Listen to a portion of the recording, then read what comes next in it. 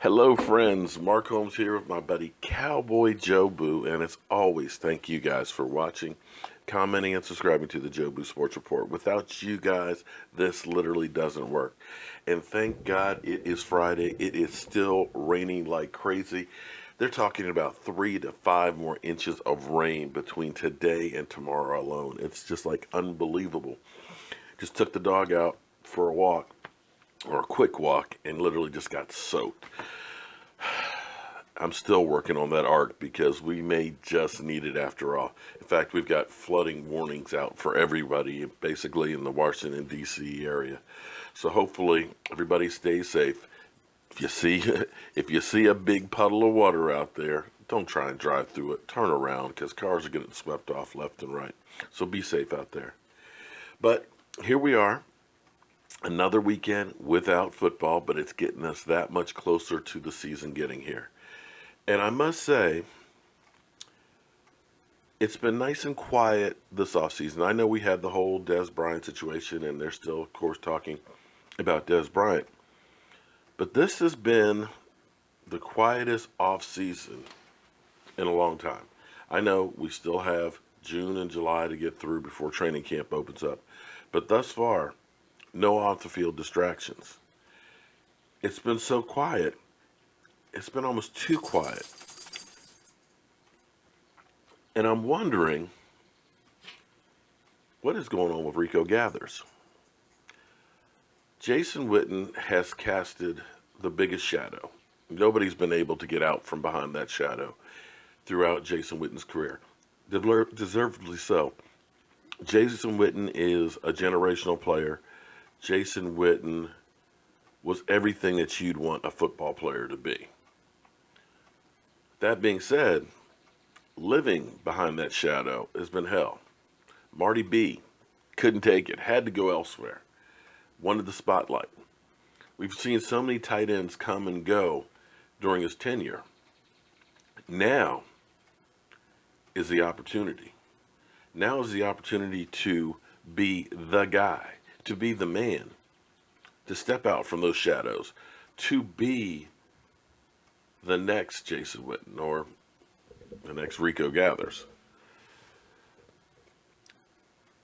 It's just been really, really quiet. I can't seem to find almost anything about Rico Gathers other than he's recovered from the concussion. Can't find any workout tapes. Can't find the coaches saying anything about him. Where the hell is Rico? Tight end is a big concern for us. Whether you believe Jason Witten had lost a bit or not, Jason Witten could still block. Jason Witten could still catch the ball, be it not deep anymore, but could still catch the ball. And tight end position has evolved to the new number one wide receiver. Your two Super Bowl teams, both were led by their tight ends. Gronk and Zach Ertz. And that's going to be a key spot for us. So I'm hoping, Rico, get ready to take on the role. And maybe the fact that we're not hearing anything from you, other than when you said that you want to be the best tight end ever about a month ago, that you're focusing in on learning the system, learning how to play, learning how to be a pro. I really hope so because we need you. Other than that, guys, it's been really quiet. We know Tyron Smith is looking a little lighter and looking good on his feet. I shared a clip of that yesterday, and I'm happy about it. T.O., like a lot of people, still wonder why Jason Garrett has a job. I've been wondering that one for years as well. But all that is what it is.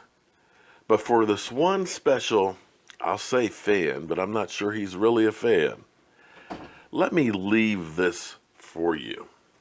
Apparently, Colin Cowherd believes in Dak Prescott. Because don't just take my word for it, because I'm an idiot with a voodoo doll and a day job. I don't work for the talking heads, the sports networks, and things like that. But Colin Cowherd believes that Dak Prescott has the potential to be in that top second tier of quarterbacks up there and believes he's more like Russell Wilson than Quincy Carter than a lot of you think. So I'm going to end this morning's video with that clip from Colin Cowherd. I'm Mark Holmes. It's Cowboy Jobu. And I hope to see you tonight on our live stream here on the Jobu Sports Report at 9 o'clock Eastern. I'll see you soon. But there are times I disagree with maybe the guys, the GMs, the coaches, the scouting directors. And this is an interesting one. Dak Prescott. He went in the 4th round. I understood that. Had a little baggage, not that big of a deal, but something at Mississippi State. And I said this coming out of college. He looked like a way better version of Tebow. He wasn't entirely accurate. I didn't love his throwing motion. He ran too much, but he was a big, thick, strong athlete. So, draftable. Tebow and Dak, to me, coming out of college, I'm like, you may want to use him at tight end.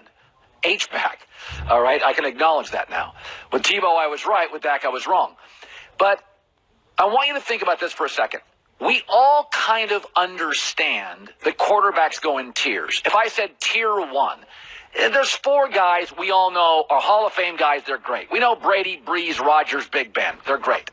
That's the first tier. Duh. Hall of Famer, first ballot, all-time guys. The second tier, we all know they're good, but you and I argue about how good. Now, I put Russell Wilson, Luck, Wentz, Matt, Cam, Phillips, Stafford, Derek Carr, Jimmy Garoppolo. Now, I like Russell Wilson more than most people. Okay, I put him in tier 1. I'm putting him in tier 2, though, because that's where most GMs and most people, fans, media put Russell Wilson. But this is the guy. We all know these guys are good. Nobody says they're all terrible. I think Cam Newton's overrated. I think Russell Wilson is underrated. I like Andrew Luck, although I'm concerned about his injury. I'm not as high on Matt Ryan as everybody else, but I know he's good. I know Cam Newton's talented. I think Phillip Rivers is a Hall of Fame quarterback. Many would disagree, but, the guy is going to end up top 10 and everything. So tier 1 we know. Tier 2 are these guys. Then there's a third tier. I don't need to put all the quarterbacks, but there's a big flaw. Joe Flacco's not that accurate. Sam Bradford always gets hurt. Alex Smith doesn't throw the ball enough downfield. The third tier includes Dak. We wouldn't put him in the first tier, and most fans are not going to put him in the second tier. He's in that third tier, and I would argue Dak is low third tier. Most of you have Mariota higher, Flacco higher, Eli higher, Kirk Cousins higher, Alex Smith higher. So he's low third tier. But I'm going to start talking about Dak now, and I want you to tell me who this reminds you of, because I think Dak is the only third-tier quarterback currently in the NFL that has a chance to be a high second, low first-tier quarterback. So let's talk about 3 things that matter. Completion percentage. With a declining Dez Bryant, with controversy in losing his running back, and an old, just-retired tight end, he completed 65% of his throws in his first 2 years in the league. It usually doesn't work that way. Let's talk about close games. Young quarterbacks generally struggle in crisis. They can be good when they're comfortable, not when they're uncomfortable. He's had 9 fourth-quarter game-winning drives, second in the NFL since he broke in. He's 9-4 in one-possession games. So he's clutch. Okay, let's talk about his judgment. Touchdown to interception ratio. It's close to 3-1. Even good quarterbacks are mostly 2-1. He also has mobility. Really good mobility. Not average mobility. He's got very, very good mobility. So I want to throw those words at you. Accurate. Clutch. Good judgment with mobility. And I'm also going to throw something else out. There's a quarterback way up on that tier 2 that came into this league and had numbers just like this. But you kept saying, well, it's his defense. It's his head coach. Yeah, I mean, it's the corners. I mean, come on, they got Marshawn Lynch. They got a great running game. Percy Harvin. I mean, he's Russell Wilson. This is exactly what we're hearing with Dak. Well, it's his offensive line. It's Ezekiel Elliott. I mean, he's got Dez on the outside. Jason Witten's a Hall of Fame guy. Dak is Russell Wilson. One went in the third, one went in the fourth. The concerns by GMs for both were wrong. If I said to you, first 2 years for Russell Wilson, I would have said he's accurate, he's really clutch, he's got terrific judgment, nice mobility, but we give the coach or we give the defense the credit. Folks, numbers do not lie. Let's go to the second tier of quarterbacks again. Right now, Dak's considered a third-tier quarterback. I believe he's the only third-tier quarterback in the league currently of the Flaccos and the Jameis Winston and the Mariottas and the Kirk Cousins and the Case Keenums and this. He's the only one that can move into this category. And I think he has a chance, if healthy and get some support, they put pieces around him so he doesn't have to carry it.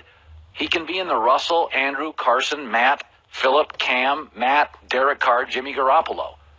I really believe this. You got to take the emotion out of it. He is, to me, Russell Wilson. Always says the right thing when the camera's on. Really accurate for a young quarterback. Very clutch stats early, like remarkably clutch. Dak's got 9 fourth quarter comebacks, second in the league. Sprinkle in mobility, terrific judgment on touchdown. Dude, this is gonna be fire. What? He doesn't eat spicy food. I do not eat spicy food. But how's the taste though? That's bomb. It's good. It's the chicken texture, man. But you still eat them, huh? Even though they're that hot. It's the pain from the spiciness and the love from They're the. good. They're really good. I need a beer though. I got some over here in the cooler, my man. I'm not trying to kill us. Free fries. Oh, good. Dang it. That video, Mark. Oh, yeah, grab my man a beer out of here. Can I get a beer? Yeah, I'm just a beer. Oh, Coach, I'll take it. Wait, oh, there you go. You lucked out. One last beer. Oh. I mean, You can handle it. They're hot. yeah. All right, man. Thanks. All right, no problem.